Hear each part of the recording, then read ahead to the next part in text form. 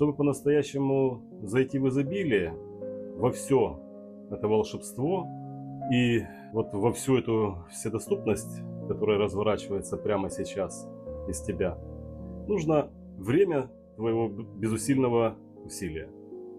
Это то, что называют ничего не деланием. Это не бездействие, это не бегство, это просто направление внимания на то, что есть.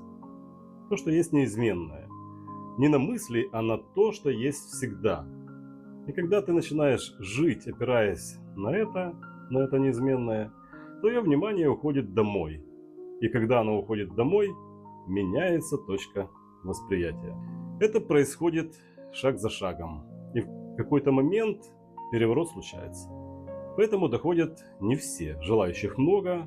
Большинство застревает, конечно, в работе, в нужде и в старых привычках.